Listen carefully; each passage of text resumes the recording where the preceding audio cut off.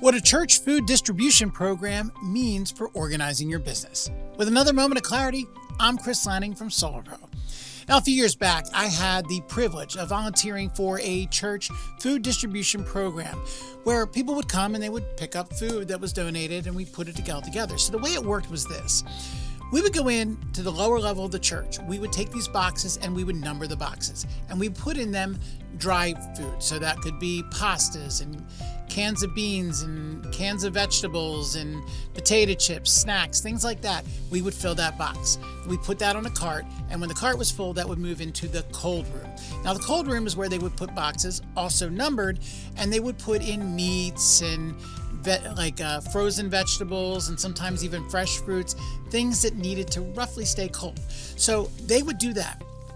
But while all this was going on, the families would come to the upper level and they would register.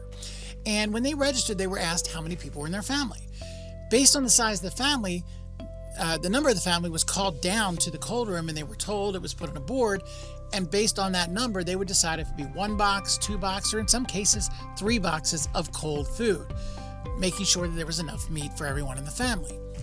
And then what would happen is they would take the dry boxes that we gave them and the wet boxes, they'd put them together, put them onto a truck, load up several families worth on a truck, drive it up to the upper level of the church to under a portico that was outside. They'd sit it on tables there. And then the families would drive through the portico, tell the volunteers their number, and the volunteers would load those boxes into their vehicles for them. Now, I was impressed with how this operation worked because I was there one night where in a 2-hour period, we served 180 families. 180 families. And given the average number of wet boxes per family and we went through, we figured almost 500 boxes that were packed, moved around, and distributed in a 2-hour period. Mind-blowing. So what can we take away from this in terms of organization and planning for our business? Well, think of it this way. When they first designed this program, do you think that the design was in place? It was exactly that and it worked great the first time? Doubtful.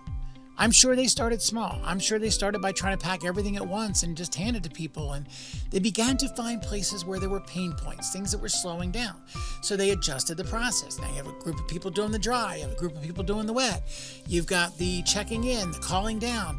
All of that went into place as ways to get over sticking points, pain points in the process until they got to this very impressive design. Well, when you're designing something for your business, a new product, a new service, you sometimes can take months and months to plan every detail. You just see how it's going to be and you plan every single detail, but you don't actually get started. And when you do get started, almost right away, your plan goes awry. Well, that's because we can't anticipate things. We can't control the different situations that may arise, the different people we might encounter, the different things they need from us, the different level of attention they need from us. We need to be flexible.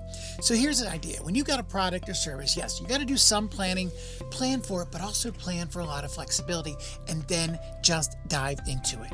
As you hit pain points, note those pain points and then figure out different ways that you can overcome those pain points. Try something new one time. See if that works better. Try this, try that. I've done that in some of the products that I've offered. I knew exactly how it was going to work. And by the time I get the second client, guess what? It doesn't work that way. So I got to adjust and try again. You need to do the same thing. And you do that long enough. You adjust those pain points and keep adjusting and adjusting. Before long, people will be looking at you going, wow, what an incredibly tight process. Absolutely professional. Absolutely amazing.